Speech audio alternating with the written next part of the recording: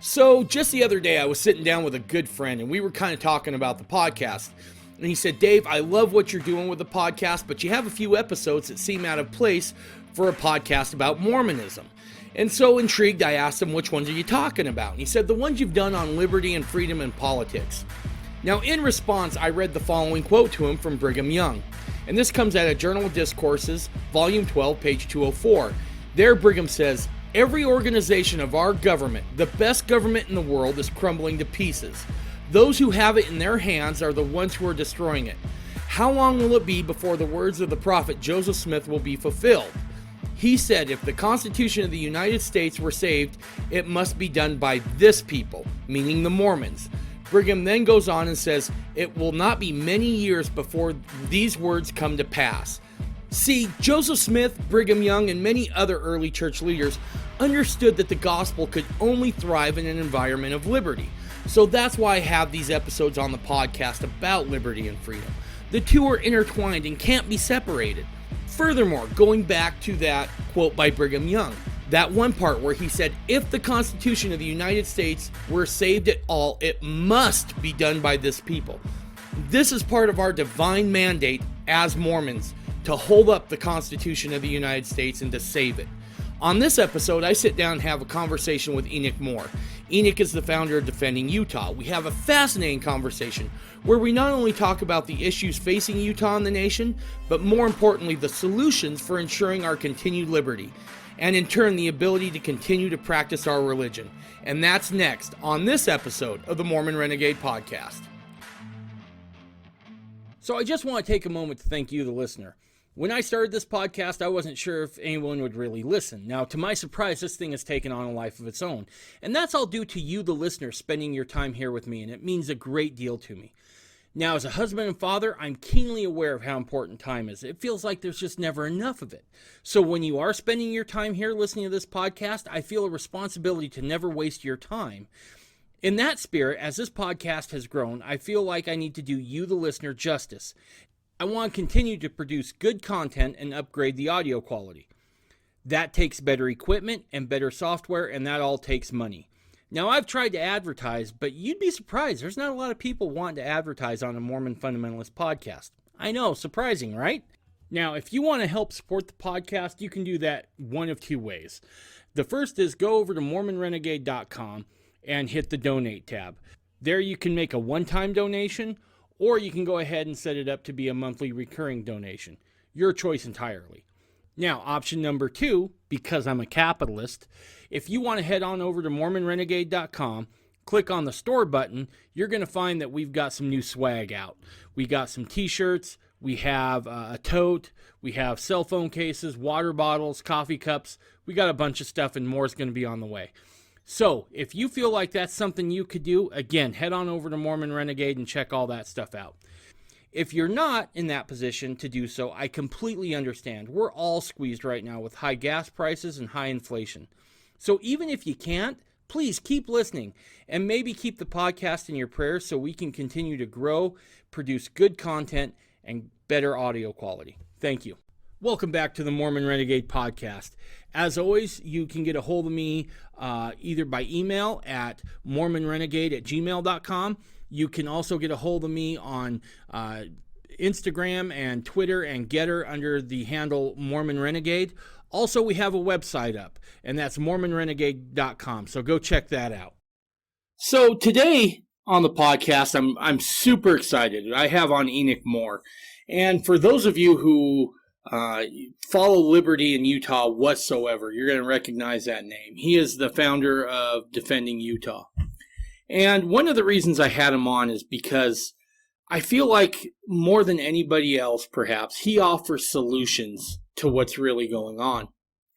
My life has been a weird set of inflection points. One is when I joined the LDS Church and became Mormon, right? That was a big one. The other one came because of all things, a football game. I'm a huge Green Bay Packers fan, right? My buddy Mike, he's a huge Philadelphia Eagles fan. They just played this phenomenal playoff game. And so we got to talking. I wonder if they're playing next season. And sure enough, we find out they are. They're playing on a Monday night. So we take this trip out to Philadelphia, and this is about 2004, to watch Green Bay and Philly play. But while we're there, we thought, let's take in the sights. Let's go see Independence Hall. Let's go look at the Liberty Bell, blah, blah, blah. And while I've always been an avid history buff, I wasn't necessarily focused on the Revolutionary period. But I remember when I walked into Independence Hall, and I get goosebumps talking about it now. The spirit was there, and it said something important happened right here.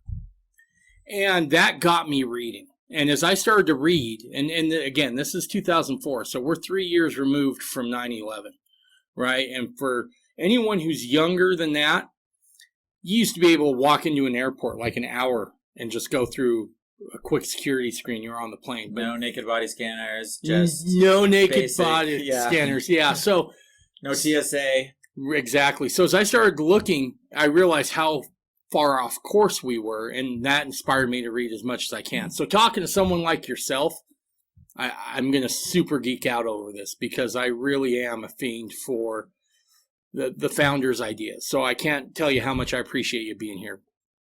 Well, I'm excited that you invited me. Thank you. So real quick, how did this all come about, right? Because like I pointed out, there's usually inflection points in people's lives. What was yours to get you to being the founder of Defending Utah? So, going back a long time, I always understood the sacred nature of the Constitution with the LDS background that I have. And Ezra Taft Benson was always echoing in my mind, you will be the generation that will meet your God. And Benson being, the greatest speaker for liberty, that we've had in modern times, arguably. Ron Paul's pretty amazing too. I agree. So I guess we won't make it a contest of who's the greatest. That's not my point. My point is he was amazing. And so that always was in the back of my mind of, Constitution matters, and there's this thing called Gadianton robbers that exists, right? And that just kind of germinated slowly as I grew up and as I just lived my life to a certain point. And I hit a point in maybe around 2008-ish, and where I watched a film, Aaron Russo, Freedom to Fascism. Okay. That was my first wake-up film. And it was like having the whole idea of Gadianton robbers and secret combinations in my head. I always thought, what if you could study the world and figure out who they were? But it was always this elusive, almost like romantic movie idea of what they were. And then all of a sudden I see this film and I'm like, that plus I learned about Saul Alinsky dedicating his book to Lucifer. Satan, yeah. And then I'm thinking, wait a minute. Rules for Radicals, I think is Rules for Radicals, that's right. And I'm thinking, this is like right in front of my face a little bit. And so I watched a number of other videos. New World Order Defined was the next one. And it was all within like a few days. I watched all these videos and I'm just like, nah, I'm getting too excited here. Like, these big conspiracies. I'm looking beyond the mark. I need to just take a break from all this for a few days. And I had to germinate and had to think about it. But then, as I thought about it seriously and I studied more, and then as I watched more Benson, I took the Constitution seriously, and I got a lot of the basics on the founding fathers from great organizations. I started coming across a lot of John Birch videos, and also Stephen Pratt. Remember him? Yep, I do remember Stephen Pratt. I went to some of his lectures there when he was alive, and oh my gosh, I loved the ideas. And he spoke with a lot of internal testimony of liberty when he talked about things in his presentation. So I was influenced deeply by that, but it became this critical mass of knowledge where I'm like, this generic idea of conspiracy and secret combinations I've known about my whole life has become so real. And now there's this practical understanding of its relationship to our duties. And we're supposed to understand and learn and stand for what's right in this world. So that was like, a period, 2008, 2010-ish. And I just took to a serious study. I read every book I could find. I looked into, all the organizations that were coming across social media and emails, and spent some time. So first I came to this understanding of the solutions to all of our problems were already given to us by the founding fathers. Right. So at a national level, the Constitution is the answer to everything, right? But then, and of course, not just the document, but internalizing and understanding the principles that were enshrined in it. So that, of course, takes further study. Read the Federalist Papers and what were the experiences that brought the founders to the things they put in there and why they're there and so forth. But I thought, okay, so easy answer. If we just had politicians who followed the Constitution and Congress, that would like fix all these problems. The conspiracy makes that hard because it's not just that simple. But I thought, what does that mean at the local level? I had spent some time now in the John Birch Society. Some other organizations that I dabbled in, by the way, was Campaign for Liberty, the Sutherland Institute, which I then learned that they were not on the side of liberty. They were conservative, right? But I was studying, Obamacare and how that was coming down, and I was like, hey, this thing you're supporting is actually part of Obamacare. So I was done with that.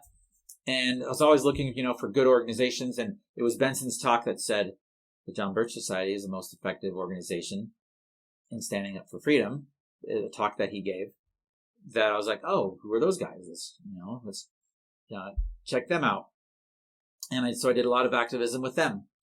And I created a chapter. I taught Constitution courses through them at my local library. I advertised, hey, come learn about the Constitution. And so that was fun.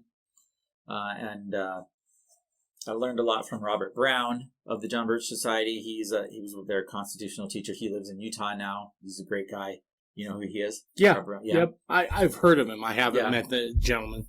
Yep. He's got a lot of great stuff, a lot of great content you can find online. And one of the things that the John Birch Society taught me as a chapter leader, they had these videos. It said how to build effective chapters. So I took that to heart. I tried to take everything to heart, right? I tried to really make a difference in everything I did here.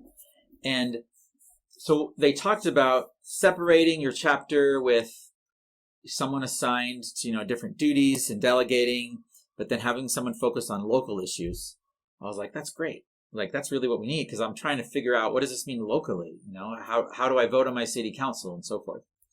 Interrupt me anytime, by the way. No, you're good. Babble on. You're good. You're good. Yeah. You're more of you and less of me is always a good thing. So feel free. So I started this blog called Defending Utah so that I could write about my adventures. It was initially my John Birch activism. Okay. It was an outgrowth of that, because I learned about Agenda 21. I started investigating the city planning code of all the cities, because I learned how to identify if your city's implementing Agenda 21 and so forth. I went to a meeting in Provo called the Provo 50 Summit, and I saw how Agenda 21 worked. How these meetings happen, where they pretend to get community input with a pre-planned agenda. I learned later that's called the Delphi method. Right. Real quick, yeah. for anyone who doesn't know, explain what Agenda 21 is. So I'll probably actually get into that a little more later, because we're going to talk about solutions. But as a brief intro, it is the United Nations program to implement global communism under the excuse of environmentalism. And that's kind of what I had taken away after I read it, because I remember I first heard about this probably 2010, I guess, is when I first heard about it. And as a land surveyor, I'm always curious about land law. And they used a lot of land law in there, right? Right. And bottom line is, and like you said, we'll get into it more, it was more about trying to get people to cluster into the mega cities, Right. and then depopulating the center of the country. Is that a good overall synopsis? Absolutely. And it's funny how under the excuse of environmentalism, they want to say, let's preserve the wilderness areas out here by moving all the people in here. And the excuse today is environmentalism, but you can go back 100 years. Communist nations have always done this high density housing type thing. Yep. And so it's how they control the population. So if you don't own land and property and your borders, like an apartment building, your property rights are naturally swallowed up with your neighbors because you share the same wall. Yep. You don't need legislation to say, now you got to think about the greater good a little bit more, because literally your wall is shared with your neighbor and you have to respect each other's, property. Right. So these are natural ways to take away our freedoms by losing property rights. And you can't grow food, and when you're in a smaller space, it's easier to implement surveillance on a population. And just so many of those things that add up to why that works for the tyrants. The other thing you talked about, you said something that caught my eye, and that was earlier you said when you were first learning about this, you said, I'm just looking beyond the mark, right? I need to ruminate. That was one of the things that drove me nuts, right? Is talking to other Mormons, right? Because as Mormons, we are one of the few denominations, I'm trying to think of another, and maybe there are some, and I just can't think of it. We're the few who believe that the Declaration of Independence, the Constitution, the Bill of Rights, those are darn near Scripture, right? Yeah. Those comes from the lips of God to righteous men for a righteous cause. Right. And so as I would talk to people about whether it was Agenda 21 or some of these other things, and they're like, I don't believe in conspiracy. And I remember thinking, but you believe the Book of Mormon, right? And that thing is littered with conspiracy, especially at the end. But those are just interesting stories someone wrote down. Right. And I'm like, bro. This is a sacred record of historical fact of the most important things we need to see. And people forget that there are two ways God is dealing with his people. One is on a personal level, right? A person and their family and those kind of covenants. But we forget that the Book of Mormon, even as much, if maybe a little bit more, deals with a national covenant as well, right? Where, hey, if you do these things, you'll be preserved here, but you screw off, you don't walk up to this national covenant, I'll wipe you off the land. Yeah. Right? And I think that things like Jamestown, we forget that there were certain settlements that never got up and running, probably because they hadn't figured that covenant out yet, and they were just wiped out. And it's drove me nuts a lot, because I feel like we as Mormons, we ought to know better, right? We got a whole book of scripture that happened here. Right. Absolutely. So yeah, that just caught me by surprise. So you get your blog going. When does Defending Utah really begin to blossom into the organization it is now? Sure. So for a while it was just I'm finding these things that nobody's talking about behind the scenes in the cities. That was kind of my first, just discoveries. Watching how these meetings go, where they're just railroading all of us, when no one's looking, and then they'll say, well, we had a meeting, didn't you show up and give us your opinion, and same pattern they use around the world. And I actually confronted a UN lady in 2019 on that very thing. Nice. And she goes, well, we have to, because otherwise you're like children and you won't go along with it. Yeah, that's a video we never put out, but I got the footage. Yeah. So anyway, that was a little fast forward. So I'm putting out these things in the blog as we're starting to learn things. And definitely we're learning as we go here, right? We just have a passion for doing the right thing, uncovering truth, and we're creating the social media presence. And at first it was just me publishing, what I write, and then very quickly we start to gather other people come on board, and it was in about 2015. So 2013 is when I started the blog, early 2013. And by 2015, we put together a presentation. We called it Stopping Modern Day Gadianton Robbers, right? So we'd gone on this investigation, this research of, remember how I said we were looking for local things? Right. I said, I wanted to know, this is the solution nationally, what's the solution locally? Well, Robert Welch of the John Birch Society had identified the problem and the solution, but to me it was like national. The problem was the conspiracy. That's why they were so effective. They called the enemy what it is. It's a conspiracy, so you didn't beat around the bush. And that led the John Birch Society to be able to understand strategies and tactics that were effective. Without calling it that and identifying it as that, your solutions oftentimes become part of the problem or just pointless. Right. And that's because there's a conspiracy and they have controlled opposition actors. So looking at that locally, right, we had gone down this rabbit hole of investigating where is that conspiracy locally, our own backyard, right? And so long story short, we put together all of our initial findings into this presentation where we did this event, sold out within days, titled it Stopping Modern Day Gadianton Robbers, and people got really excited about it. And we just went through the history of from 1776, we started with the Bavarian Illuminati that was around for 10 years, and we traced the conspiracy up through time. The Bavarian Illuminati was an actual organization for 10 years, and then went underground after they were found out, and the authorities went after them for conspiracy to overthrow the governments of Europe. Dude, if I'm not mistaken, George Washington, there's actually a handwritten letter.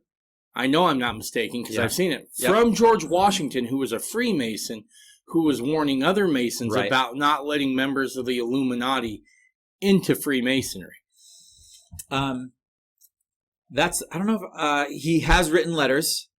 I don't know if I've seen that exact one you're referring to, but we quote some of the George Washington letters in the initial presentation that we came up with, and that is still available. So, but absolutely, you're right. Like the original Freemasonry was there. It wasn't like people say, "Oh, the Masons are the Illuminati" or something like that, and that's not how that worked. That the Illuminati was a branch in Bavaria, Right. and in their own words, they talked about how they infiltrated some local lodges there, trying to use that influence, and then they were found out, and that was how it started anyway. The landscape today, is a whole different discussion. But as far as in the beginning, when you talk about Joseph Smith being a Mason and George Washington and them, that is not synonymous with Illuminati. Right. That's the point, right? And that's very clear from the history. But anyway, so we trace the Bavarian Illuminati because we start there. Now that this conspiracy goes back to Cain. Sure. But you can trace it very clearly throughout history without question, going back to 1776 when Adam Weishaupt formed this, and he came up with his official, the doctrines of the Illuminati, which are, you can lay it side by side with the Communist Manifesto, right? And so this is how you identify the opposite of the things that actually promote liberty. These principles, as far as, taxation and abolition of private property and those sorts of things. So going forth there, the Illuminati disbanded, and you can trace it to another organization called the Club of the Jacobins, and then you can trace that to another organization called the Carbonari, which you can trace the mafia out of that. And And it just goes on and on and on. You can trace this to modern revolutionary tradition. So we outlined that to everybody, said, hey guys, there's a conspiracy. Here's where it started. Here's the high level points. Here's some of our sources and some books you can read.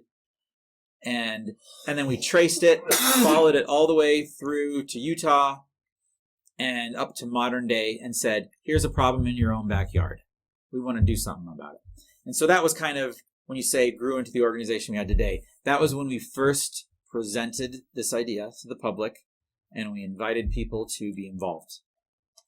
And there already were people involved at that point, but it was like we started really telling people, here's some good ideas we can implement. And from that point forward, we have, I can say for sure, my mindset has always been, what do we do about it? Right. There's so much you can learn in the world about what problems are out there.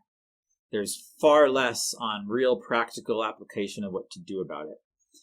And sometimes, I don't have all the answers, and I didn't have all the answers, and, what are all the answers? But I had a passion to understand how you find the answers and what are the principles that we build our answers upon.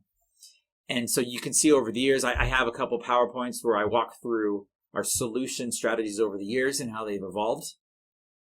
And actually, what I'm working on right now is a decade culmination of the patterns of the solutions, and now here's where we are today. And so I'm planning to hopefully unveil that this year. Nice. And I may give some teasers at the Firm Foundation Expo. I'm not sure. I haven't finished that presentation. Nice. But my goal is to have that out there so that we can help people feel empowered. I feel it's so empowering when you internalize the solutions. And these solutions, they came from the founding fathers, and they've come from our years of experience of trying one thing and trying another, seeing one thing work in the John Birch Society, seeing something else work with Defending Utah, seeing something else fail. I was obsessed with what worked and why, what didn't work, how come that failed. This has been my passion. And then what I feel I've come to, I look back at the founding fathers, I'm like, that's what they did. They had this passion. And it's not talking about, we need to have a Revolutionary War. That's not the point. Not the point at all. The point are the principles of liberty they stood on, and the philosophies that how they acknowledge natural law, and how empowered we are to take control of our own lives and our communities. And that's kind of what I want to get across to people, to help people feel empowered. No matter where you are in the world, the same natural law principles can be implemented effectively. Dude, I couldn't agree with you more. And so often, and I think it's natural, especially in the time we live in now, in this age that I contend we haven't seen since certainly the Industrial Revolution, as far as these technology advancements. And I think we tend to want to look forward for answers, right? Probably because we're a tech society now. What's the latest and greatest thing? However, principles work differently. And sometimes when you find, and I'm about to make my audience throw up again because they've heard this. As a land surveyor, right, you go and you measure something, and let's say you're off 2 seconds in your angle, right? In a foot, it doesn't make a difference. In 100 feet, it doesn't make a difference. Maybe even in 1,000 feet, you're only seeing a couple hundredths of a foot. But you go far enough, and you're going to miss your mark, and you're going to miss your mark entirely. And sometimes we need a course correction. We need to check where it is we started from, and then go, oh, hell, we lost our way. Yeah. And then get back on that. So sometimes it takes looking backwards to find the answer that we need.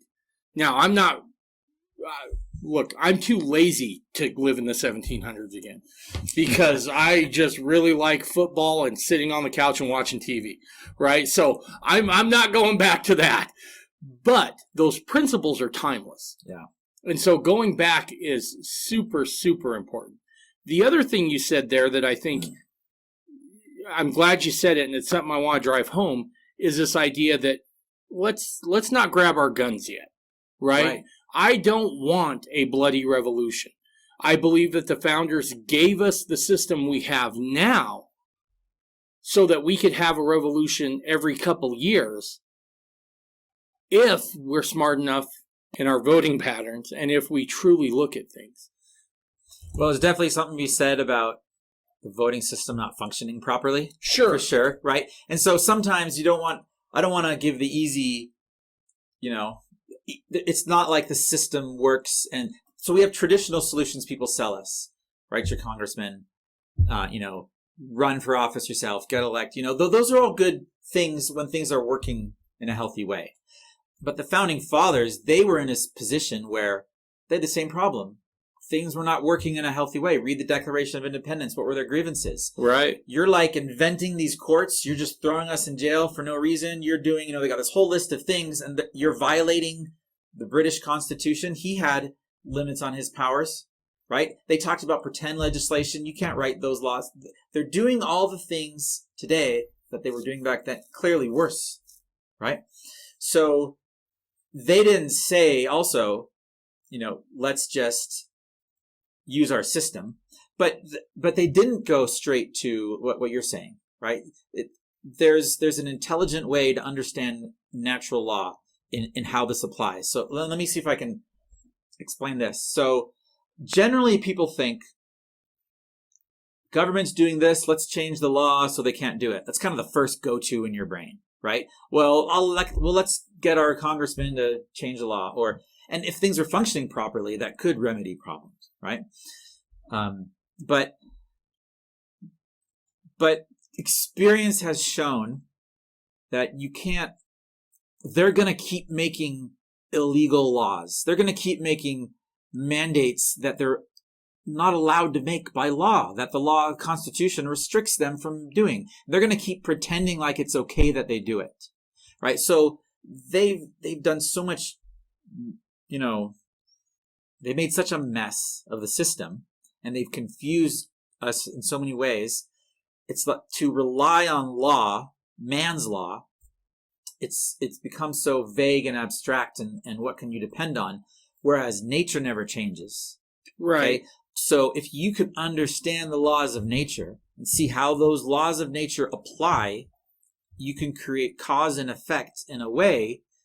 You don't care what laws they write, the laws of nature will still apply, right? Gravity will always be the same, whether you legislate it and say gravity is illegal. But the same laws that govern the rise and fall of power and influence, these are natural laws. And the way the conspiracy has destroyed our nation is it's more through the natural laws they're taking advantage of than the legislative.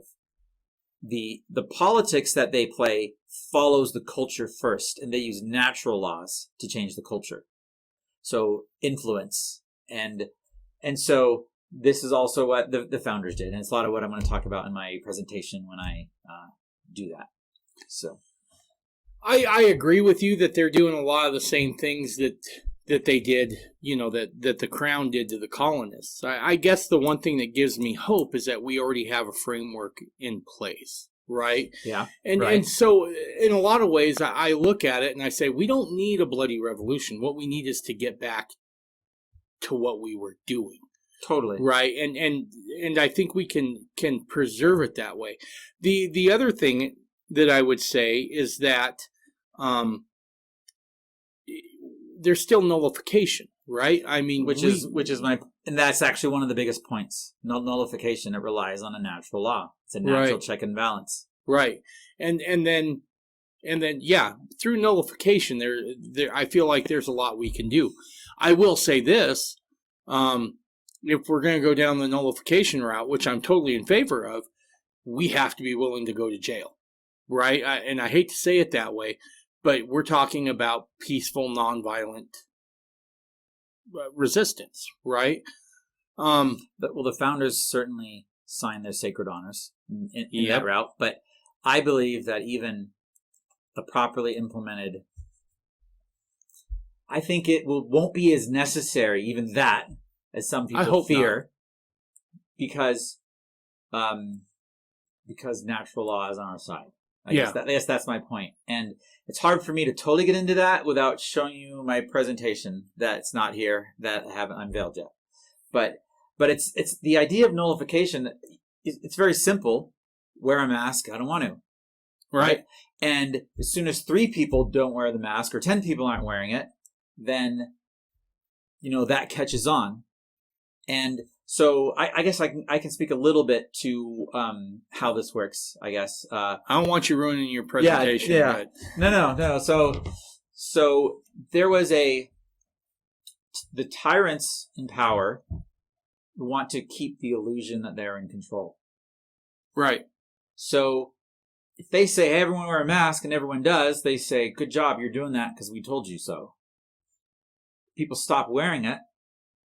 If it's a few misfits, they'll make fun of you on the news. They'll, crazy man at the grocery store wouldn't wear his mask, and now old lady died of COVID, But if half the people in the community just don't do it, or even just a small chunk, and then everyone else is like, yeah, I don't want to wear that either. This is what happened when the schools stopped pushing it. If you remember, at the end of the school year, in the 2021 school year, there was finally one school board down in southern Utah that said students don't have to do it. This is less than a month, I believe, before the school year ended. And up to this point, the governor was saying there's a mandate in effect till the end of the school year. But as soon as the school did put that in place, and half the kids show up not wearing it, and then very shortly nobody's wearing it, the governor says, oh, we're releasing the mandate, right? As if that was my plan all along. So you'll find that when communities work together intelligently and effectively, and they're educated on what they're doing, they know why they don't have to wear a mask. They're not just doing it because they're mad. They're I'm not going to wear a mask because I don't want you to tell me what to do. It's they understand what their rights are, and they can intelligently articulate them to the rest of the community who may not, know why you're not listening to the rules, and that catches on. There's a community effect, right? There's an overall effect, and tyrants back down because they don't want to look like they're not in charge. So let me ask you this. Do you think that what happened in southern Utah there, do you feel like that was a coordinated effort, or do you think that was just a natural outgrowth of people finally being like, we're all going to get this. It's it's a bad flu or whatever it is, and they just stopped doing it? Or do you believe it was more coordinated? So I can tell you there was some coordination, that we were involved in some of the individuals down there that were doing that. And we had friends down there. We had gone and done some presentations, and there were some very good people down there that, we all help inspire each other as we get together and we talk about these things. So there was I don't know the whole story, so I don't want to miss any details if someone who knows the whole story is there. But I know some of the players, and there was already a bubbling influence down there, and people saying we need to push something. We need to organize a little bit. So that's where I say the natural law, committees of safety and committees of correspondence, that's based on a natural law, natural principle. That's why the founders gave us the right to assemble. They needed to know that when government went completely bad, we could reassemble, and we could as a community go back and tell our local tyrants, go away, who's in charge, right? The right to assemble is so essential, and it comes way before, saying, oh, we need a revolution. Use your right to assemble first. There's so much power in that.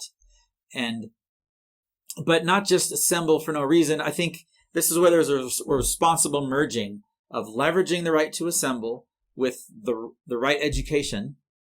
And then I think that's a lot of what my presentation is going to go into, right? How we use our right to assemble, and it becomes nullification at the community level. And so I lost my train of thought. I don't know. Did we answer their question? Yeah, I think so. Let me ask you this, because this is something that I have felt now for probably since COVID went into the deep, dark lockdowns, right? The government instituted those, which is, I feel like the national level is gone, right? It's been taken. And now we need to focus more at home, right? Yeah. Local law, your state, your county, right. Your city. Do you think that's a fair assessment? Do you think we're going to have to... I think for so long we've looked towards Washington for the answers. And I'll just tell a quick story. I remember I was so taken aback by that story I told you earlier about when I was in Independence Hall. Yeah. It spurred a move. I moved my entire family out to the eastern shore of Maryland so I could be closer to the history. Did some cool things, right? Cool. Retraced one of Washington's surveys, turned an angle off the Mason-Dixon line, right? Just some really cool things. But I remember I took my family to Philadelphia, and we walked, down Independence Hall to the little home that still exists where Jefferson said he left Philadelphia to escape this sweltering summer to write the Declaration of Independence. And then we went to Washington, and we walked down K Street. And I remember my son he was probably... I don't know, probably 8. I remember he looked at me and said, "I feel icky here." Right? And so I'm like, no, there's a good reason for that, right? I mean, we're walking through some rough stuff here. I mean, and it was a nice part of town, but it was where all the special interest was. It was where all the real stuff happened. But I remember thinking even then, and then it's crystallized in the last couple of years, we can't look to Washington anymore for solutions, right? I think everyone gets taken with this idea of who's going to be president. Mm-hmm. And I'm like, I don't care anymore. Yeah. Right? Let's focus on what's happening here in Utah County. He was never intended to be the most powerful man on the country or the earth. Never intended. He had limited function. The executive of the very limited enumerated powers. Yeah, right? it was set up, and you probably know better than I do. It was set up so that you didn't care who was president. Right. Right? At the end of the day, it wouldn't have impacted your life very much. Right. Exactly. And I think it doesn't have to today still. And it only does because of the media circus. Right. That goes on. Well, that, and we've just ceded more power to Washington over and over and over, right? So now it kind of does matter, but it matters because we didn't stick to the plan. Well, I think part of that is because people don't understand how government works, right? In general, and you think they have the power. Biden can make an announcement that says everyone wear masks nationally now. We all got to do it. How many people would just do it because they think that's the power that he has, right? Versus if you know he doesn't have that right, it's just a silly, ridiculous thing he said on TV. You go about your life. Right. So a lot of it, I think there is a mental aspect as much as actual, power with an enforcement from some agency, right? There's a lot of mental. And it starts with the mental anyway, before you understand that some random agency doesn't have the power they say they're having. So your question was on the local level, and I want to talk about Samuel Adams and his education and why I love him.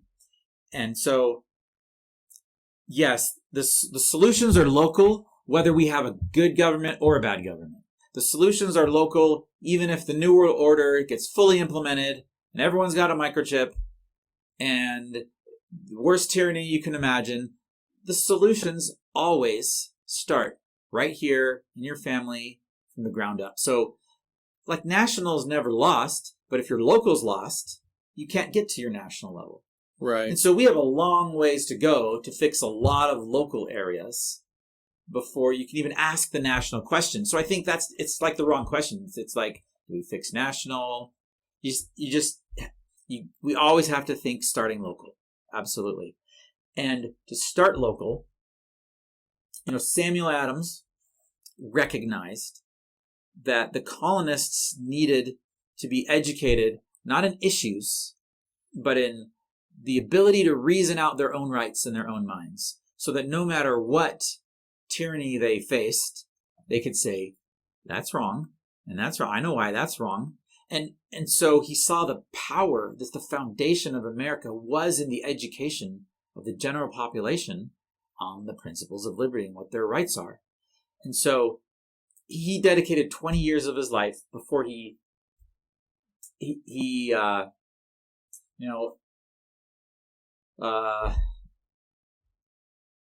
was a period of time when he dedicated 20 years of his life to just the education of the colonists. I guess to other things too. But the point was, he spent 20 years educating the people so they could reason out their own rights. And so there's an aspect where we have to accept the responsibility of educating ourselves. We can't say, I love the Constitution, but you've never opened that pocket Constitution you picked up at some place. Right? We can't, if we can't read through it and explain to our teenager what this line means and that line means, how can we say we love it? And the more you understand, even the nitty-gritty reasoning for all the different words in the Constitution, then you start to understand really what's right and what's wrong in national and local government and so forth. I can give you a very clear example. 2019, a flower shop on State Street is getting harassed by the city. And really this applies, you could go into any city, look in the meeting minutes for the planning commission, and just see who they're harassing that week.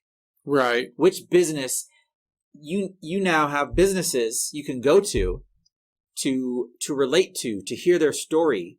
These are people who need the community to stand with them. They need to know what their rights are. They know they're getting hosed somehow, but they couldn't, most of them couldn't explain how.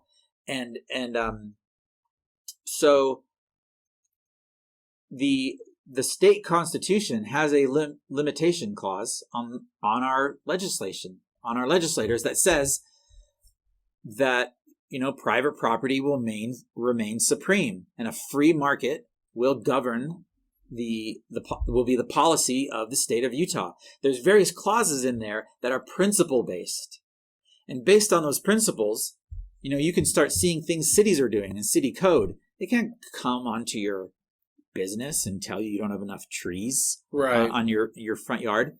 The principle is that you own your property. Unless you're harming your neighbor's life, liberty, or property, then you get to be left alone. And if your neighbor's not the one complaining, there may be some edge cases. There may be some, I'm not 100% opposed to like cities and general non-specific zoning to a point, right? But even then it's like unnecessary, but I wouldn't leave a hill to die on. Look, right? Texas doesn't have any zoning laws, and somehow they've managed to survive this long and be just fine. Natural law will take effect, right? So no way am I advocating zoning, but I'm just saying, well, Joseph Smith was all about no licensing, right? And I'd be all for no zoning. I know the city of Duchesne, we had Defending Utah members on their city council that, they made steps in that direction to just leave people alone, and no regulations, and they only had to deal with state rules that came down, or something along those lines. So, but my point is, this: what the cities are doing is illegal, and if you don't know why what they're doing is illegal, then you don't know what to say to the code enforcement guy that comes by and gives you some random rule that totally violates your property rights. You have to understand there's a constitutional limitation given to the government of Utah by the Constitution that extends to the cities. Right. No, that makes that. So let's talk about that, right? Because I think education has to be a central point in finding our way out of this, right? If you, some of the saddest stuff I see is when, you remember when Jay Leno was hosting the Tonight Show and he'd go jaywalking, so to speak, where he would just talk to people and ask them questions about either history or what's going on in modern day life, and they were just clueless. How can we educate more people effectively concerning liberty, right? Because I think one of the things that we've done as a society, and we did it out of reverence for a while, we turned to the founders into marble statues, right? And we've taught history in such a way that it's either boring or incorrect or most likely both. So how do we how can we reach people and educate them in a way that's easy to digest? Because that's often the problem, right? I remember with my kids, I would explain to them the Constitution and the Bill of Rights and the Declaration. Look at all this, and they'd be like, oh, here we go again. Dad's going at it. But when I put the founders back in place where they were like rebels, I remember I told my oldest son, you don't like it when I tell you what to do, right? No. Well, neither did they when the king tried to do it. How do we educate these people? How do we get, I shouldn't say these people, all people, how do we get these principles into their hands and into their heads where they know it? Well, certainly you're right about history being made boring on purpose in schools, and public schools kill a love for learning in so many ways, right?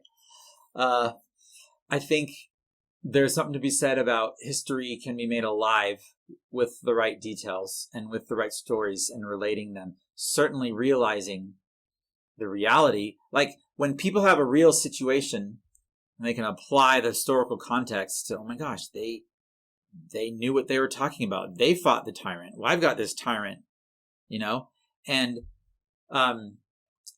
there's a lot of people that put out different content.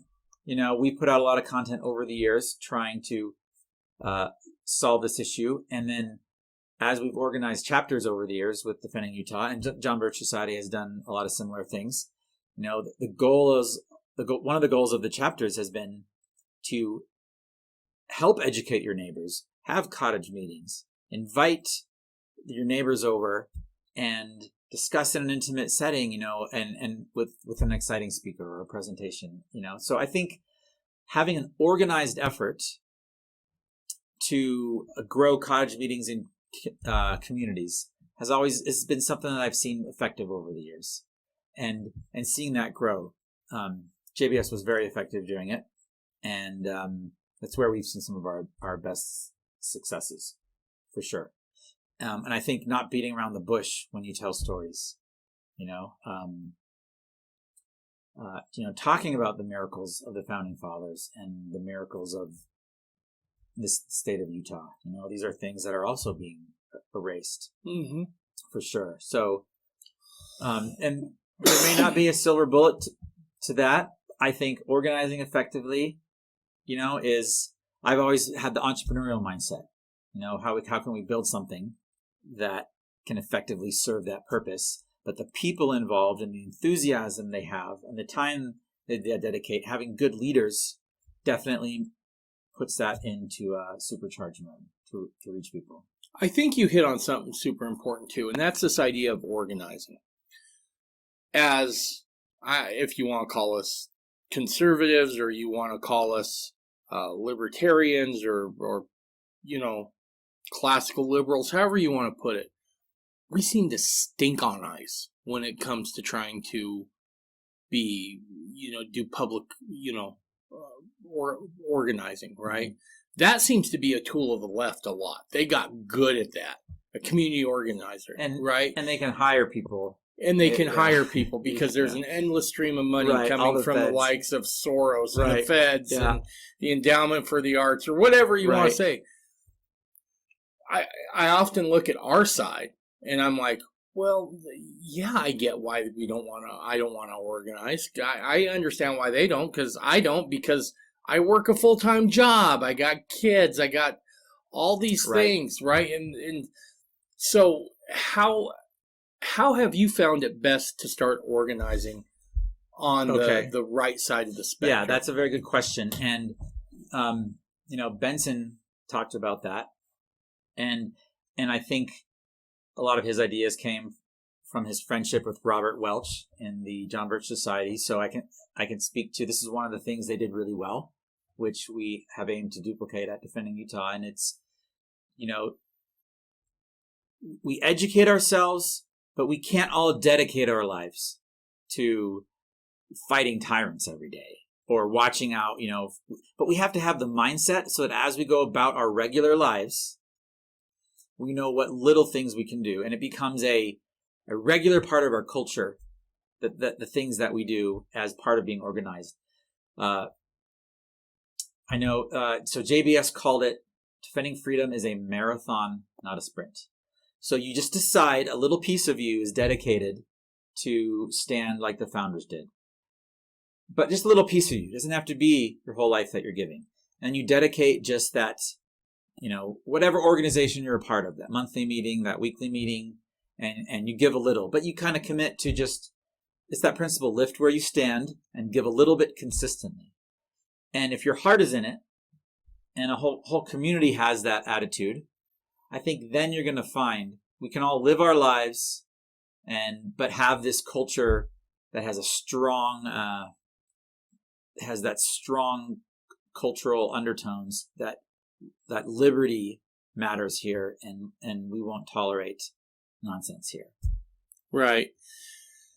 As I've thought about it, I've often thought I think we need to be better at integrating the two things. And it dawned on me once when I was working on vacation, of all things. I know it sounds silly, but I had to do 15 minutes of work, right?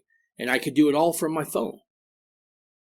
And I thought, this is probably how we have to do this liberty thing, right? We have to be able to make that just another part of our day, right? To where it's just second nature to what we do. So that if you're at work and you encounter someone that you got a good rapport with, you can have this conversation. Right. And I think integration seems to be absolutely a big key any more I focus on. And and that's part of it's part of the natural law. You may have heard this term, claim, use, defend. Mm-hmm. Right? And so whatever you want the reality to be tomorrow, you need to claim that reality today by declaring it so. So,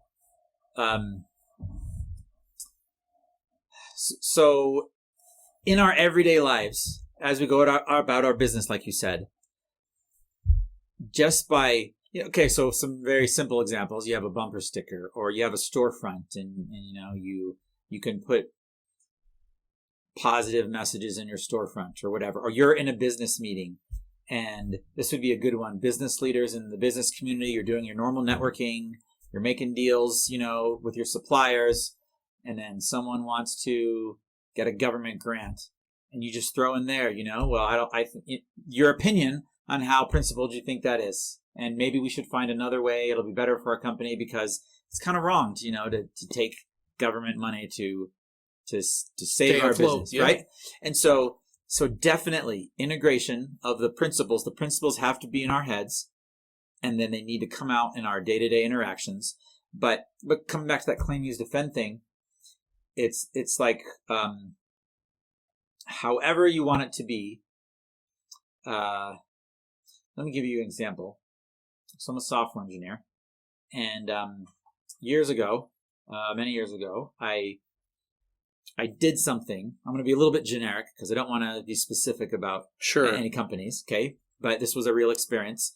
So I did something in the company that as an engineer, I knew was important.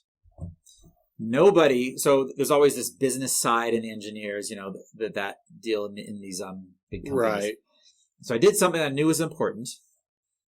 The business didn't fully understand what I was doing or why, and didn't really care.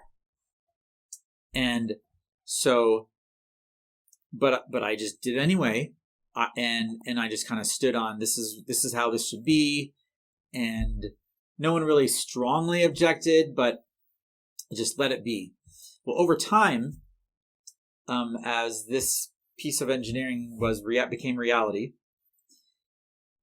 old people go, there's turnover in the company, new people come in, and now this thing that I've established that I knew was important, the newcomers, they just see it as that's how things have always been.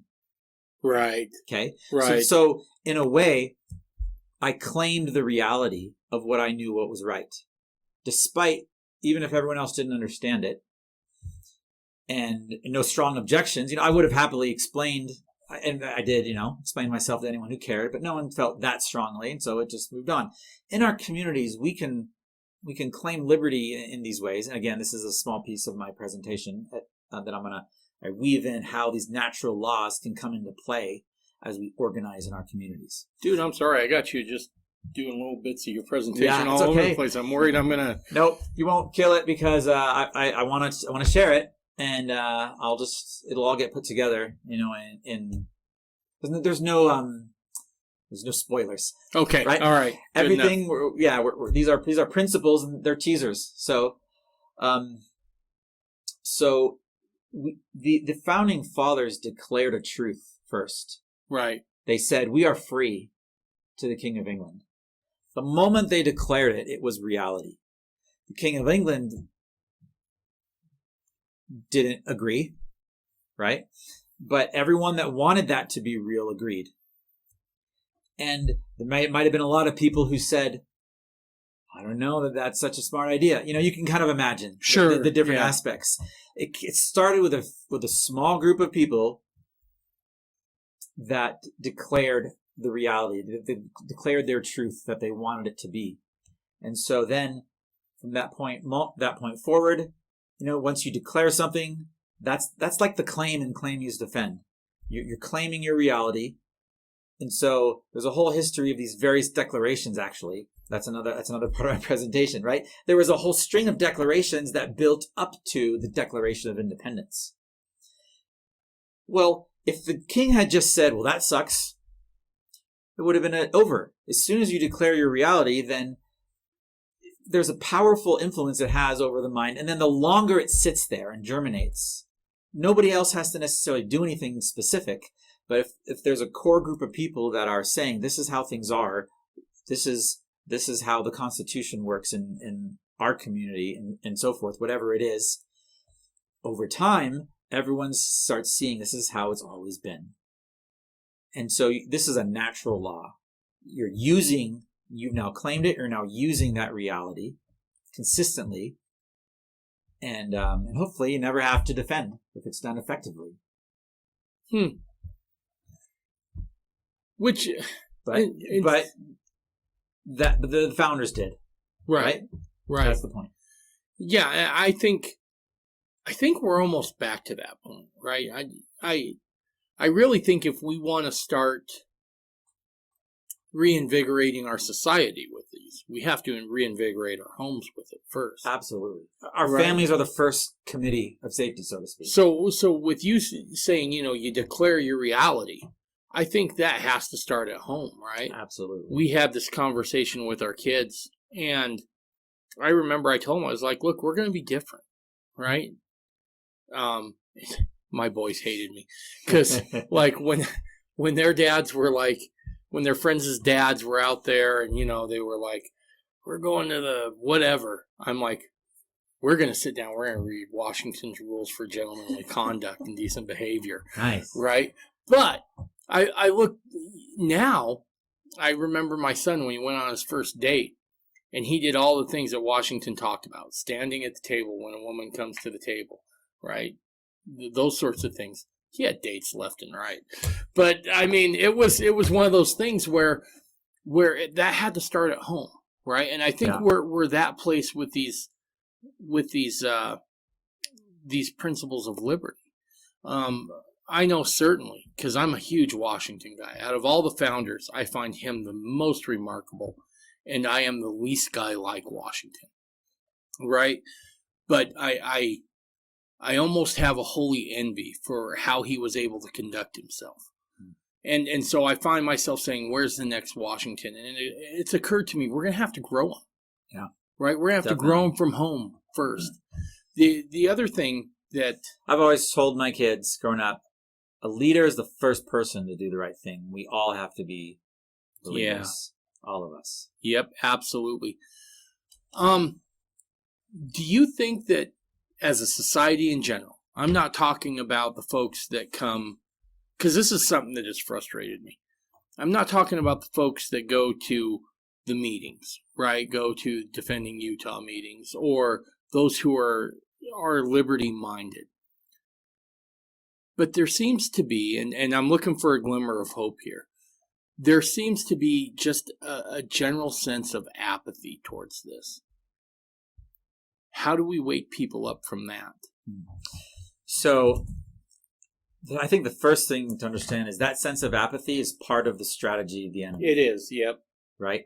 And so that gives you some insight into how they work as well. They want our lives to be as comfortable as possible so that we maintain that apathy. So definitely it takes creating inspiration. And we can all bring ideas to the table on that, right? I think people like to hear a little bit of what's wrong, and then you got to give them an understanding of how we can fix this, how this works. And that's what I hope to do with the solutions that I'm coming out with. So inspire people, inspire people with successes of the past, inspire people in different ways. There are many people with artistic talents in different ways that can create art, paint, or videos, or whatever that inspire people. Use your talents to create that kind of inspiration, and then connect it to real programs that can get things done. Gotcha. So, real quick before we move on to some heavy duty solutions here. In Utah today, because I want to focus on the local, what do you think is the biggest threat that we face in Utah today from the local governments? Yeah, it is our local government quietly implementing Agenda 21, having built a shadow government behind our current system, a shadow government of regional entities. So this is the United Nations model on how they've done this all over the world, where they create new quasi-government corporations that act like they're governments. This is where I say they're using the natural law in reverse to take away our freedoms. They've created the illusion that, like the Utah League of Cities and Towns has an annual meeting. They just had it here recently. And they create draft legislation. So they're playing like they're the government. And they're connected to the National League of Cities. So there's this back channel of regional governments. And then our local government is coordinated with this effort that then delivers everything right into our own backyards through city councils, through the planning commissions, through, So the local power players, the local conspiracy, the clubs that we've talked, that you've heard about in the past, they're influencing that these United Nations, NGOs, and these various regional governments can govern and organize in this way. And then just everything gets rubber stamped by our city councils. How much actually do our city councils do in all the cities? Not as much as we'd want them to. A lot comes from these regional governments, and that is the Agenda 21 model. So, and that's, from what you see, that's the biggest thing we're facing now. I think so. I think, biggest is hard to measure. Everyone has their favorite issue. And as soon as you see one person wronged by one issue, if that feels like the biggest thing for that day. But I think overall, holistically, it's the fact that we've lost our government, and who we elect, they're not even really running the show. And we just don't have any influence over what's going on now with our local governments. So you named one organization. Which was that? Utah League of Cities and Towns. Okay. What's another one? There's the Utah Association of Counties, and there's a National Association of Counties. There's the Wasatch Front Regional Council. There's one up north that actually they created a regional government that spans southern Idaho and northern Utah, right? So with these regional strategies, they're actually trying to erase traditional borders and create new borders. And so there was a Western U.S. one. The Ken Ivory and Mike Newell had a series of legislative pieces over the years that built a regional government in the Western U.S., a lands compact, they called it. And they were using that quasi-government, shadow government type structure to take the unconstitutional Bureau of Land Management and legalize it under state laws, under the regional compact. They created a DLM.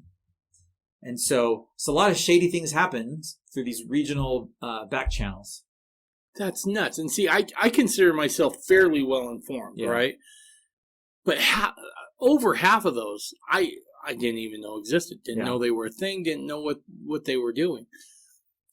I think you could probably, there are scores of these regional entities in Utah. Some seem very benign. Even the Unified Police is one of them. Right. Right? And it's the same principle, removing local jurisdiction and centralizing it more. And they're not accountable in the same way that our local governments are. So it's definitely important to be aware of that. I'm going to give a plug for the Red Pill Expo. It's because of what's talk on this subject that I know will be there. In fact, it's our latest article at defendingutah.org. There's a guy giving a speech. And so the Red Pill Expo is an event coming in November 11th through 13th. Isn't that right? Okay. 11th through 13th. And it's a national tour that travels the country. And so they're doing it in Salt Lake City come November. So we're helping be a part of that. We're an affiliate and a sponsor, and we're gonna have our own spot there. But there's a speaker there. There's a lot of great speakers. And this guy's name is Mark Herr. He's founded the Center for Self-Governance, and he's going to talk about regional government. And the topic of his speech is the evil genius you've never heard of. And so I don't know the full content of his speech, but it's on this subject. So regional government and understanding how it relates to Agenda 21, this is the big unknown. We can vote to our heart's content and we will never solve the problems of tyranny if we don't get this cancer out from behind the scenes and make it irrelevant. And we can do it simply by shining the light on it. Because then you go to your city council and they're saying we're passing this new ordinance, and then you learn this wasn't even an idea that came from your city. Where did it come from? Well, this consultant from the League of Cities and Towns came in town. Well, who's that guy? We didn't elect him. And I think that idea can start to make it not so easy for these entities to just govern the way they have been. Does Defending Utah have a list of these organizations where people can go and look and read what they're about? Yeah, we have done some presentations where we've shown some big lists of them. If you just look for, there's a website, I think it's transparency.utah.gov or something, and they show the budgets of all the state entities. I hope I got that URL right. It's something along those lines. You could probably Google the same thing. And they actually have a section you can filter by regional, and they start to list a bunch of them.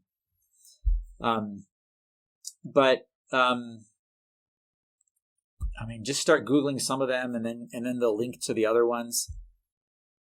The ones I've mentioned is a great place to start. Okay. I think. Utah League of Cities and Towns is one of the biggest ones because of the way the control they influence over the cities. But that's a state level. They're all over the place, right? There might be like 3 counties, and then they do a little thing. And it's sold to elected officials as a way to say, hey, you're just a little town over here. You don't have a voice with the state. We'll lobby for you. So a lot of times they may only see it as like a lobbying organization, and they may not at first even consider this as anything nefarious or that there's something that's incorrect or wrong about this. But the thing is, the cities have all the power to defend the right. The individual has all the power to stand for his rights. And so the city, by extension, can say, hey, people in our town, they have their constitutional rights, and we're not going to pass rules that violate their property rights. And so I think it's kind of a lie to think the cities don't have power unless you join some lobbying organization. Now, nothing wrong with getting together with all the mayors or all the, city council members from other areas and comparing notes, right? Sure. Like, that's a neutral idea. You can organize and network with people. Nothing wrong with that. But it just comes down to when the agenda of the United Nations is being pushed back down those channels. I got you. So, like, on those bills that will be brought up at city council or county council or whatever, is there a place where people can read that bill first and then maybe more importantly than that, find out who the author is, right? Yeah, it's generally, you just have to dig, Okay. right? They're not going to tell you, we got this idea from the league, but when they run for office, a lot of times they'll brag about I was on the League of Cities and Towns, and I got this $13 million grant for our city. So a lot of money funnels through those organizations as well. So this is federal money that right. comes in the form of these grants, and it makes it look like you're doing all this good stuff for the city. So yeah, you brag about it. But we want to make it unpopular to brag about those things. Right. First of all, that shouldn't be something they're proud of. It's like, take your $13 million, land preservation grant and get it out of my city, and tell me what you're going to do to actually defend the rights of the people of the city instead. These are the kinds of things that we should be expecting, and learning how to call them out on those kinds of things. Yeah.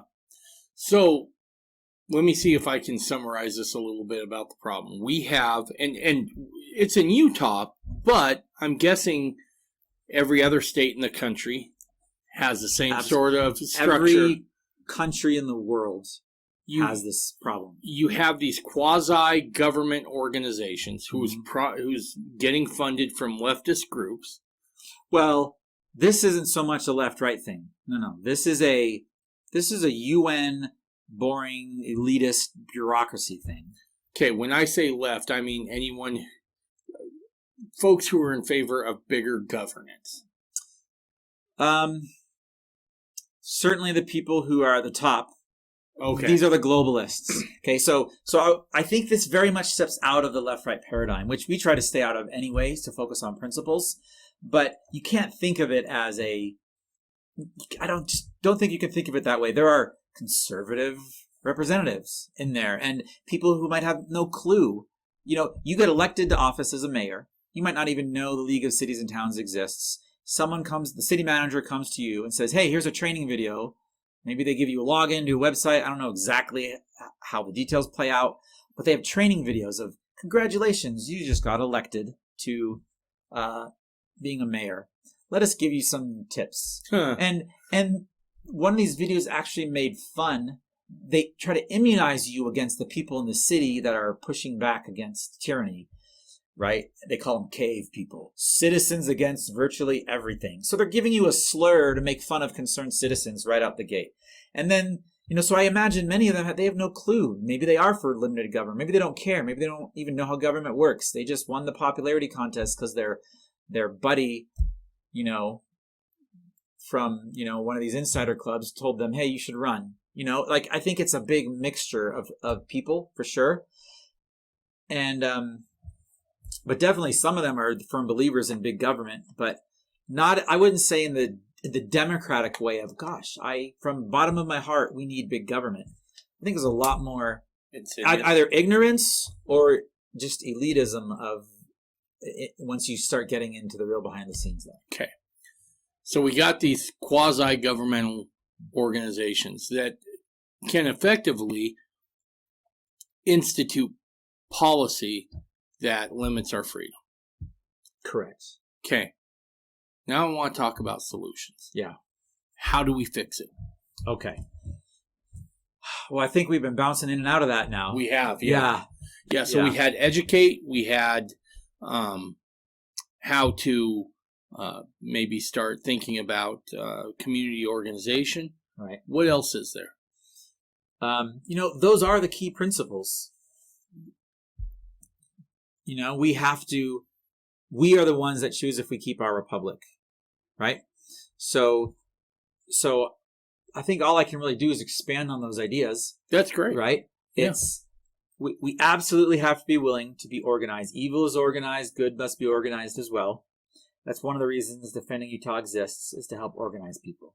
So as people come, sign up for Defending Utah, and you come to our weekly trainings, we talk about these things.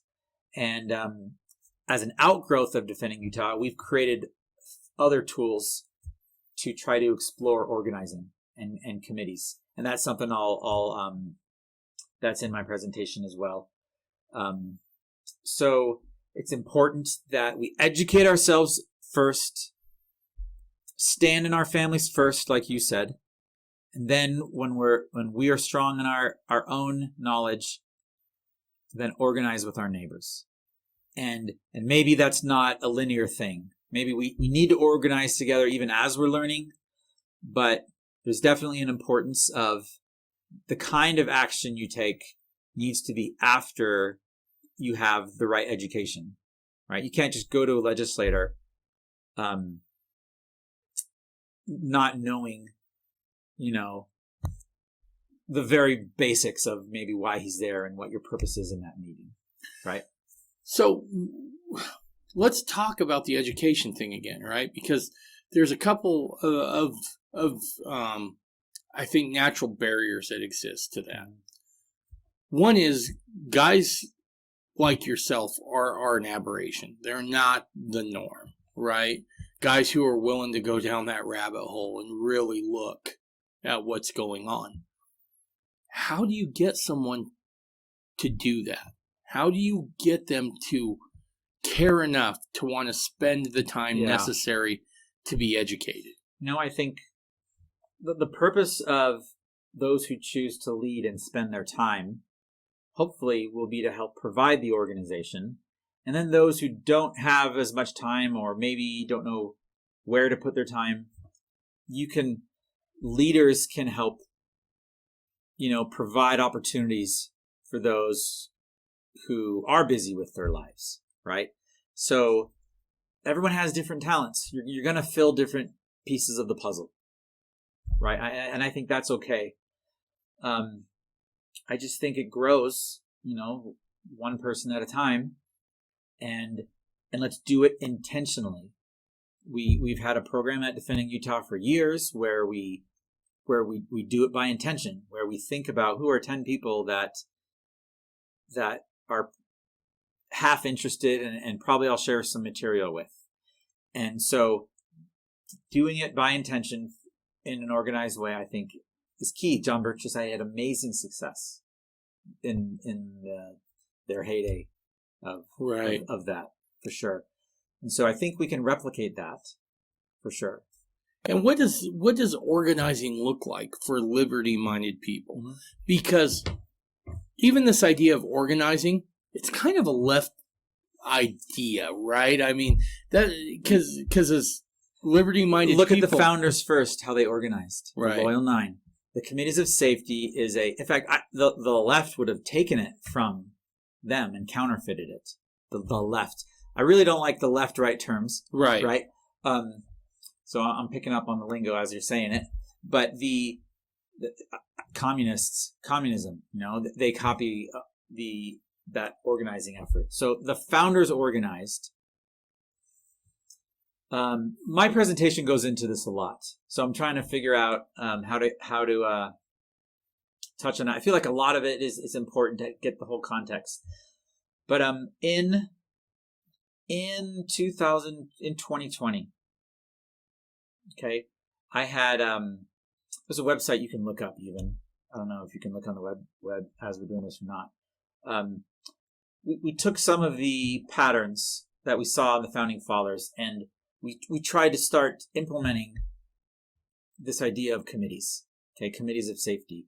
The idea that a community gets behind somebody. I told you about the flower shop in Sandy, and so we got people together and declared this group here is the Sandy City Committee of Safety. And you can create some formalities so that the community takes you seriously, and then this is what the founders did when they started declaring their truth of declaring the crimes of the king, of publishing their own newspapers, and the founders were big on that. Just any action they took, the committees of safety said, we need to dump the tea from the East India Trading Company because of the collusion and the crimes, and they're colluding with the king and taking away our rights. So the committees, being educated and principled, then get behind the community when there's. It's hard for me to narrow it down without getting into. I'm trying to avoid the examples and trying to be more principled here. But they had committees of correspondence. They had committees of safety. They had committees of. They had a few other different names. Okay, and so these were like functions of a fledgling. The seeds of the new government was in there. Okay. The proper role of government is to defend your rights. Yes. Right? Yep, absolutely. Okay. If the government is stealing your rights, but people are organizing, and as a community, you're now actually defending the rights of the people. Okay. You are now taking the role of the proper role of government, which is what the founders intended when you assemble. That's what they did. They said the king's not defending our rights. We're going to defend our rights. And so it's really about this. The roles of these committees at first is remind the government of what their job is. If you remember Ammon Bundy, he went to the sheriff in Harney County and said, "Hey, you're violating the rights of the ranchers, and we're appealing to you as the representative to defend their rights. And if you don't, I'm going to bring 100 people, or if you said 1,000 people into your county, and we'll defend them for you." And not saying everyone has to do that, but it's there are ways to, you start with informing. Like, think of the traditional things we do today is just seeing your legislator, asking them to do the right thing, instead of now you're going. Remember in 2020, people went to the homes of who was violating their rights. Right. Do you remember that? Yep. Okay. Because government was not responsive. So people organized together, and they politely delivered a note to, what was her face? The state epidemiologist now, Angela Dunn, went to her home, very politely delivered a letter saying, show us the numbers, pointing out these different things, and you're the one shutting down businesses. You're hurting us. You're the one that's providing this data. That's the excuse for shutting down businesses. And so going to their home, you saw her on TV the next day, like shaking, like no one did anything to threaten her, but now it's like they're worried that, oh my gosh, they know where we live, and Governor Cox built a fence around his house, for the same situation. And then Orem tried to pass an ordinance saying it's against the law to stand on a public sidewalk. And like they had this fear because it was just the people were organizing. So the best way to explain this, there's an article on our website that really tells the story, and probably better than I'm telling it now, where we talk about what I call Termination Day. And it tells the buildup of the people organizing and committees around the state. So maybe I'll leave that for the listeners. Go look up the article. And it talks about, the website I was mentioning was utahcommittee.us. And it was a state website that talks about committees of safety. And the article goes into how that was used during 2020. So are you looking to reestablish these committees then? Because you named off a bunch of them, right? Yeah. There was the Committee of Correspondence, the Committee of Safety. What were some of the other ones? Committees of Inspection was like another one. It's not so much that, hey, I want to establish these committees. It's the people need to understand the principle of the committees. And then everyone has to be smart enough to know how to organize them on their own. I think that's what's most important. So a lot of the programs we did are just demonstrating the principle and showing the positive effects and the results of the things that we've done. So I'll just speak for me. The idea of going out and starting one of these committees seems a bit intimidating, right? Because there's no one to show me the way forward on that. We've got a manual. You do have a manual. That's where I was going. There is something there where someone can go and look at and cookbook that thing. It's it's a big subject, so that's why I'm trying to stay general right now. Okay. But yeah, it's there. And so the presentation, we'll talk into that more. And it's not like everybody needs to, again, you don't have to dedicate your life to it. But you as a citizen have a right to gather with your neighbor and go tell your city council, hey, stop littering your pointless, my grass is too tall ordinance all over our lawn. And you have a right as a whole neighborhood, this whole street can gather. You have the right to peaceably assemble and petition for redress of grievances. You don't have to go to everybody's home, but in 2020 people did, because people's businesses are getting shut down and offices are closed. And how do you get redress? Right. It was a natural right. Ammon Bundy went to the home of the police officer that arrested that lady in the park. Sarah Brady. Yeah, to simply deliver. You have a right to face. This is a constitutional right to petition for redress. Who's the person that's causing your grievance? You're allowed to communicate to them. It's such a simple concept, really, but the effectiveness of going to that person who's personally responsible, even when you're just being polite, you don't have to yell at them. You just deliver them a notice and you say, oh, now they look you in the eye. Now they, and they can see you and they know you're a real person in a very different way. There's that human connection. They're not just hiding behind a desk or hiding behind, 5 layers of bureaucracy. Something changes. That's why the founders talked about when government fears the people, right? So yeah, I believe the solutions are in the principle of the committees. The founders showed us the way, and this is a new deep dive for a lot of people. And we have a lot of information on this to explain this and to teach this. And it comes after a responsible merging of being educated. So that's kind of the bottom line there, I guess. Let me ask you this. Can you successfully do these things without being on God's side first? So,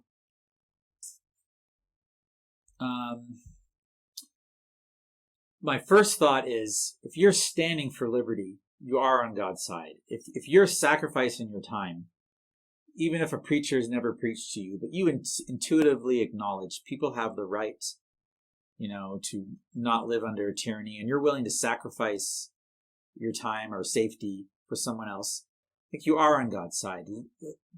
Liberty is the spirit of liberty is the spirit of Christ. So I would say that first, but so then it depends on where you want to go from there.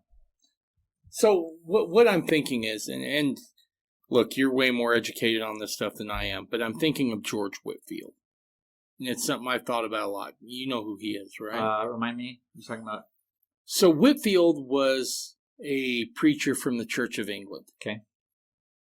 And this is before the Revolution. This is about 25 years or so before the Revolution. I may have the timing wrong. I know he was around when the founders were young. Whitefield goes and he comes up with this crazy idea that you don't need a priest to go through to have access to God. You follow that out to its logical conclusion, it gets rid of the divine right of kings, right? If you follow it out to its logical conclusion. The Church of England recognized this. Well, rather than throw him in jail or anything like that, they're like, ship him to the New World. He can't do any damage over there. So they ship him to the New World. And Franklin talks about seeing him. And Franklin, he has almost this rock star persona that he's developed in the New World. And Franklin talks about he's going to go see Whitefield preach, but he's determined he is not getting any money out of Franklin. Franklin said, I went and heard him preach, and by the first hour, I'd given him all my copper. By the second hour, I'd given him all my silver. And by the end of the third hour, I'd given him almost all my gold. Because he's talking about this idea that you don't need a priest above you to access God. You can go right to God yourself. You have that right. And it's out of that he begins to really lay the foundations of the revolution. So you can't really have Washington unless you get Whitefield first. My question is it still the same today? Do we have to recognize that our rights first come from God or nature's God before we can really set out to do what it is we need to do? That's definitely a part of the education, right? If government can grant your rights, they can take it away. Right. If God grants your rights, government can't take away a contract you have with God, right? That is part of your right as a natural person. And so, but what came to my mind as you said that, I did a presentation on the Black Robe Regiment that talked I know who they are, yeah. Talked about the churches and how they led the way. And there would have been no revolution. And by that I mean the revolution in everyone's hearts and minds without the preachers of that day. And so definitely these ideas come from God. They come from, as I said, the spirit of liberty is the spirit of Christ. If you acknowledge that outwardly, then you have it's a lot more powerful position to stand on and to feel confident in. I welcome anybody, though, who stands for liberty, who probably feels the promptings of that spirit, even if they haven't had it spelled out to them. Sure. What it is that they're feeling. Sure. Right? But the churches ought to be leading the way. Absolutely. And I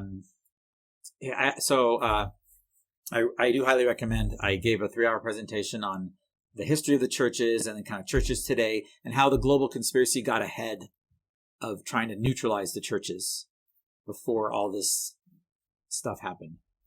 And so the lead role they could play would have such an impact if they were all standing the way they did in the founding of our country. If they were doing that today, if all the pulpits in Utah were speaking the same scriptures that they were speaking back then, there would have been nothing would have happened in 2020. It was game over. Yeah, there would have been nothing. It would have been like, oh, yeah, the pandemic never came here. What I call the fake pandemic never came to Utah. Why? Well, people didn't believe in it. People said the government didn't have a right to do that here, right? Yeah. Excuse me. Part of the other reason I asked that is I feel like if we go down this road and we're not anchored to truth, real nasty things can happen. And history bears that out, right? Yeah. Let's look at the American Revolution versus the French Revolution. The American Revolution, they get rid of the king. They end up going to, into 1791, they have a constitutional convention. I shouldn't say 1791. That's when it was all ratified. But the constitutional convention, and we're done. We're done. Now, if you look at the French Revolution, And Thomas Paine fell hard for this, despite Washington warning him, because he said, this isn't the same thing. But you go to that revolution, and the crowds are desecrating holy places, holy sites, and it ends with Napoleon. Right. My fear is it was an Illuminist revolution, right? Yeah. But the masses, as they always are in that thing, are the useful idiots. Right. Correct. And so I worry now that we have a nation who's not, or a population, even within Utah now, who's not grounded enough in those sacred principles, right? Mm-hmm. Godly principles, that we could have a successful outcome. And that's why I think the God aspect of this is so important to me. Yeah. Because without it, I feel like it's a horror show waiting to happen. Does that make sense? Just don't think so big. Right. If you, any man can lead his family, right? Most, maybe there's exceptions, but generally, right? Your right. family, you start in your family and you think small. You can have a successful revolution of the mind, revolution of your culture in a very small area. It starts small. Your group of friends, your circle of influence. And you have succeeded if you succeeded just speaking truth to those around you. You have a small group, maybe just 5 people in your neighborhood, maybe a community of 20 families. That's success. And then you keep that going and you perpetuate that culture. It's okay if it's small, but then that's how it grows. But lift where you stand and build something solid right where you are. And the big problem, that gets solved as you have many small groups creating the solid foundation. And then those grow over time. I think it becomes natural over time after that. And then sure, if you've got a totally forced revolution, like all the Black Lives Matter riots in 2020, totally, top down, right. Funded, none of those kids are going to walk away from those riots and start saying, here's how we govern our community and protect everyone from, right, or whatever, right? It's totally artificial. And who's in charge has already been planned. So, but in the same breath, I think it's largely to blame on the communist leaders in those movements. Whereas, like you said, they're mostly useful idiots at that point. So we can be the salt of the earth by creating these small groups. It's the spirit of Christ, the spirit of liberty. We are the salt of the earth. We create these small patches of truth and understanding, and it just grows naturally when it's real and it's intentional. Okay. No, that's good. What gives you hope at night? Because you see a lot of the dark stuff that is being perpetrated. What gives you hope at night? Yeah, sometimes it's hard to feel it. And she gives me hope. Okay. How's that? I believe in the goodness of people. You can look and say the world is full of for those on the podcast, I pointed at my wife when I said she gives me hope. Right.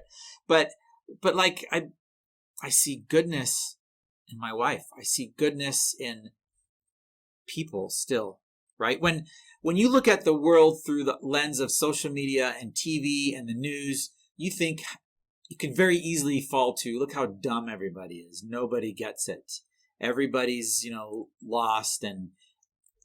But when you still look someone in the eye one-on-one and you talk with people and you hear their life story, and even if they're just totally different from you, and you see goodness in people, I think most people are capable of liberty, and they just need to hear it they need to hear it in the way that makes sense to them from the background they come from. Right. And So I do, boy, when I'm disappointed with people as a whole, I just have to, I have an interaction with a good friend again, or, a new stranger. It renews hope. I mean, the Spirit of Christ is the light of Christ, right? Is within us all still. I believe it's still there. And I think we just have to inspire people in this world. And we have to get better at that. We have to stop relying on other people. We have to be willing to live free and nullify in our personal lives. We have to learn how to nullify as a community and create that inspiration for others. And it takes time. It takes time and persistence. And, we fall and we pick ourselves up again kind of attitude. Yeah. So, I guess that's what I have to say. There's two things that gives me hope that we're going to find our way out of this. One is the story of Washington, right before they're about to sign the Declaration of Independence, or let me rephrase that, right before they're about to vote on the new Constitution. And he said, "Gentlemen, we've done the best we can, essentially. It's now in God's hands. Yeah. And let us raise a standard to which the wise and noble can repair." And they go forward. The other one is a correspondence between Jefferson and Adams. And Adams laments to Jefferson in a letter and says, "We messed up. We messed up. We should have put more Deuteronomy into the Constitution." And Jefferson writes back and says, "It's okay. There'll be another generation somewhere that'll see what we were trying to do and they'll get it right." And that's what gives me hope that liberty won't be lost, right? Is that somehow those men who were absolute towers of men, right, had enough faith in the succeeding generations that it'll get sorted out. It'll get fixed. Yeah, I believe that. I believe the spirit of liberty is within the people of the world as a whole, and we need to be leaders, and we just need to inspire it out of people. Fantastic. Well, we've been going here almost an hour 45. What do you want to say in conclusion? Well, first off, is there anything that you wanted to touch on we didn't touch on? Nothing comes to my mind at this point. So, I can just generally conclude. I hope people will, check out the website, defendingutah.org. We've been working hard all year on various programs. We'd love to have more people with passion and heart and get involved. And there's a lot of opportunity. And would just like to invite anybody to check out our website and join up. Perfect. And when's your presentation? So the presentation I told you, I'm speaking at the Firm Foundation Expo. That's not necessarily my full one that I'm talking about. Okay. Unless I just really get lots of free time and finish it up. My goal is having that. I may announce it and do it myself this year. It may not be at any specific place. But I'm speaking at the Firm Foundation Expo, and also some of our other members are speaking there as well. I'll be speaking up northern Utah, the city of Millville, and then Red Pill Expo will be there. So we have a variety of events coming up.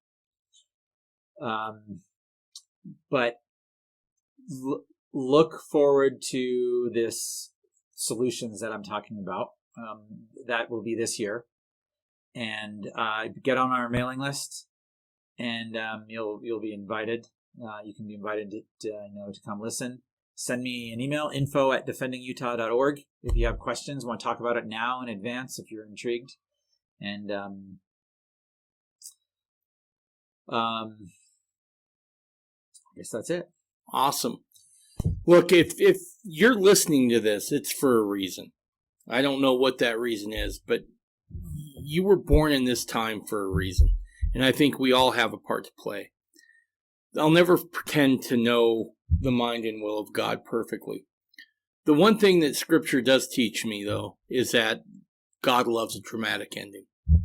And I think that things are going to get a little dicey before they get better here. But when they get better, it'll be a grand time. So, and I think we all have a part to play in that. I think all of our job is to figure out what that is and then go forward with it. You know, talking about what gives me hope, you did make me think of one more thing. The more I've studied communism and the conspiracy and their tactics, the more I see that the things that take away hope are an illusion. Mm-hmm. A lot more than we realize. And so I can see how much power we really have if we start to